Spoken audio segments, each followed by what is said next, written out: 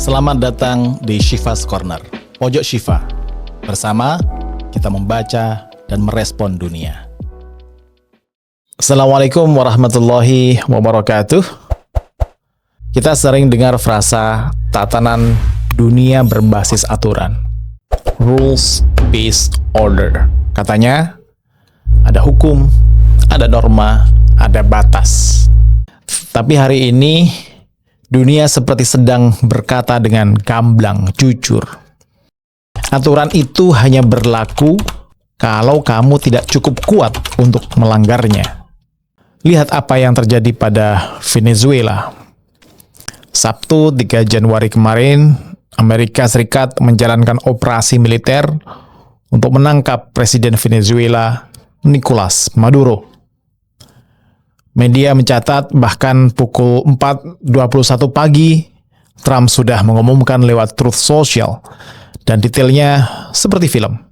Pasukan elit, operasi berbulan-bulan, latihan masuk rumah aman atau safe house, dan akhirnya Maduro menyerah di safe house.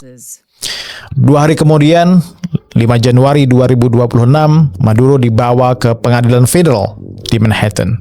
Dengan foto ikoniknya, ya, turun dari helikopter dikawal oleh militer dalam baju tahanan dengan kaki dibelenggu, dan di depan hakim ia bilang dirinya diculik, abducted, dan ia masih percaya atau masih menganggap dirinya sebagai presiden di negaranya.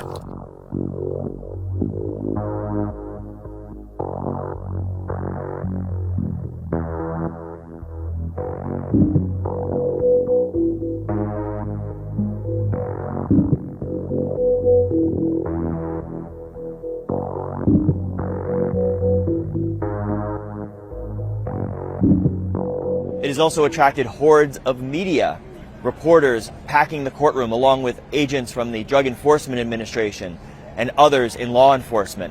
Maduro entered the courtroom wishing people in the gallery a happy new year, but then he turned defiant, telling the judge that he has been kidnapped, he has been captured at his home in Caracas, Venezuela, and that he is the elected leader of Venezuela and has the right to run his country as he sees fit. Pengacaranya sudah memberi sinyal akan ada pertarungan hukum panjang soal military abduction ini. Coba kita lihat, berhenti sebentar, bukan untuk debat partisan, tapi untuk pertanyaan yang lebih sederhana. Kalau sebuah negara bisa menangkap kepala negara lain dengan kekuatan militer, lalu membawanya ke pengadilan sendiri, apa arti kedaulatan?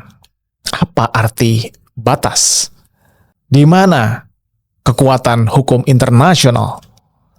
Dan jangan naif, ini bukan cuma soal menangkap orang, ini juga soal kendali. 6 Januari 2026, Reuters melaporkan kesepakatan ekspor minyak.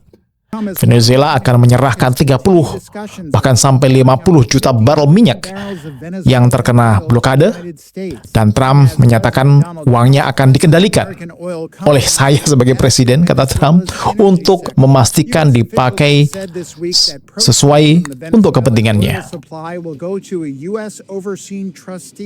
Proceeds are meant to finance supplies of American goods to Venezuela.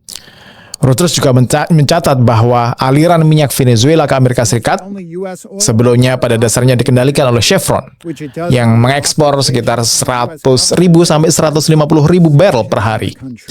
Lalu 7 Januari 2026, Reuters mengutip pernyataan Departemen Energi Amerika Serikat, Amerika sudah mulai memasarkan minyak Venezuela dan semua hasil penjualannya akan masuk terlebih dahulu ke rekening yang dikendalikan oleh Amerika Serikat di bank-bank besar. The restrictions also deprived Venezuelan state-run oil company PDVSA of any proceeds from Chevron's export. Pada 13 Januari 2026, Rusia bahkan merasa perlu merespons secara resmi, menolak klaim Trump tentang kendali atas minyak Venezuela, dan menegaskan aset minyak Rusia di Venezuela tetap milik Rusia. Bahkan Rusia mengirimkan untuk jaga-jaga kapal selamnya ke Karibia. Jadi gambarannya jelas, ini bukan soal penangkapan, ini peta kekuasaan. Ini bahasa baru imperialisme. lebih rapi, legalistik, tapi tetap sama pesannya. Yang kuat mengatur, yang lemah menanggung akibatnya. Coba kita sekarang pindah juga ke Gaza. Di sana kita melihat tragedi yang bahkan lebih panjang dan lebih brutal. Dan kita melihat hukum internasional dipaksa jadi penonton. Ketika pengadilan internasional menyatakan bahwa Netanyahu penjahat perang yang harus ditangkap, sampai sekarang tidak bisa berbuat apa-apa. Dia bebas berkeliaran. Ada kesempatan gencatan senjata betul pada tanggal 10 Oktober 2025 kemarin. Reuters merinci kesepakatan itu bahwa gencatan disebut mulai setelah disetujui pemerintah Israel. Militer Israel menyatakan berlaku pada tengah hari. Dalam 24 jam ada penarikan ke garis tertentu. Tetapi tetap meninggalkan Israel menguasai kira-kira separuh wilayah Gaza.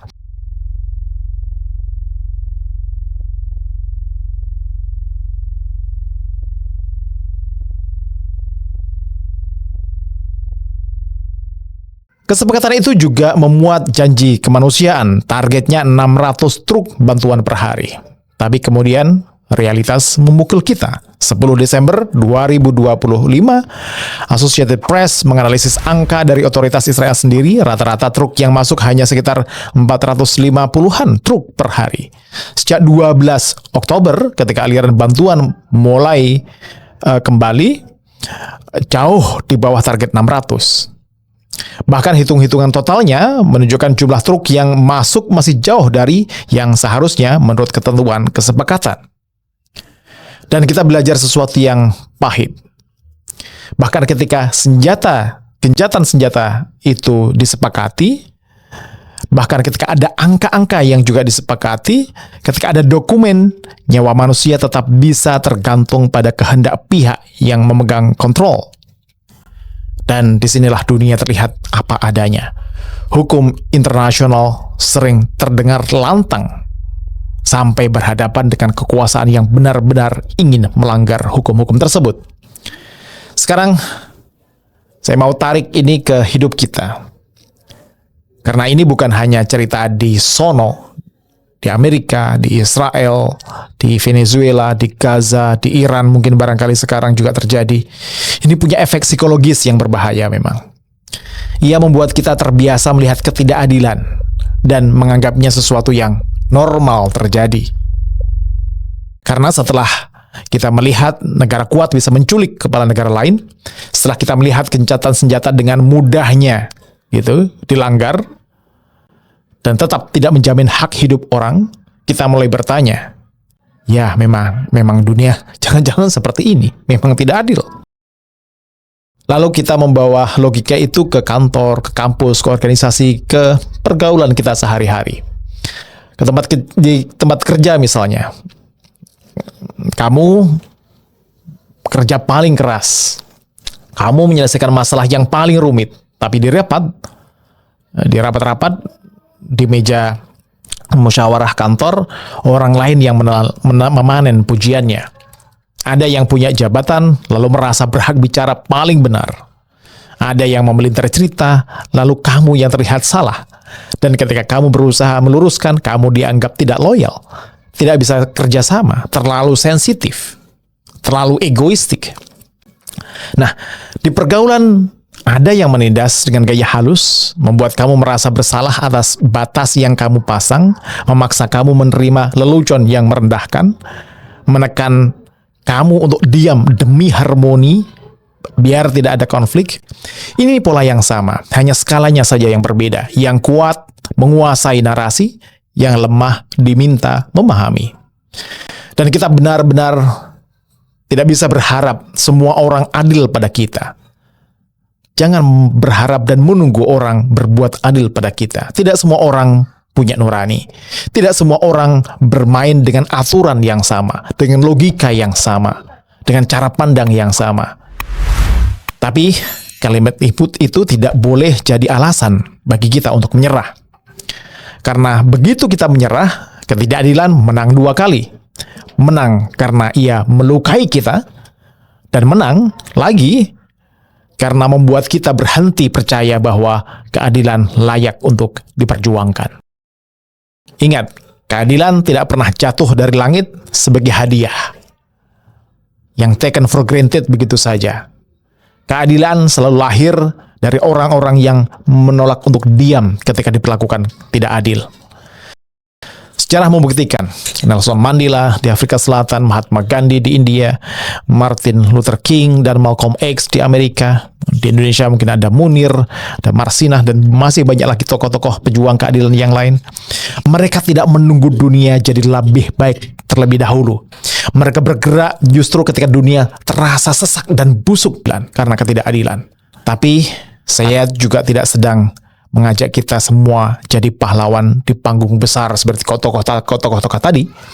Saya ingin mengajak saya sendiri dan kita semuanya pada sesuatu yang lebih sulit dan lebih nyata. Jangan ikut memperbesar ketidakadilan itu. Mulai dari hal kecil yang paling dekat. Hari ini dunia mempertontonkan ketidakadilan dengan terang-terangan, dengan gamblang. Trump dengan enaknya akan mencaplok Greenland, bahkan siap-siap untuk menyerang Iran dalam waktu dekat barangkali, menguasai minyak Venezuela dengan operasi penangkapan, dengan operasi militer sepihak, dengan kontrol atas minyak dan uang, dengan gencatan senjata yang tidak otomatis menghadirkan kemanusiaan. Tapi justru karena itu, kita harus memilih. Apakah kita mau jadi penonton yang menggerutu, sinis terus-menerus, atau manusia yang tetap waras dan berani memperjuangkan keadilan. Karena ketidakadilan akan selalu punya mikrofon. Yang harus kita pastikan adalah keadilan juga punya suara. Mulai dari hidup kita sendiri, mulai dari diri kita sendiri. Mari berbuat adil dimanapun dan kapanpun, sekuat tenaga dan ikhtiar kita, bagaimanapun kondisi dunia yang mengelilingi kita. Terima kasih, mudah-mudahan bermanfaat. Assalamualaikum warahmatullahi wabarakatuh.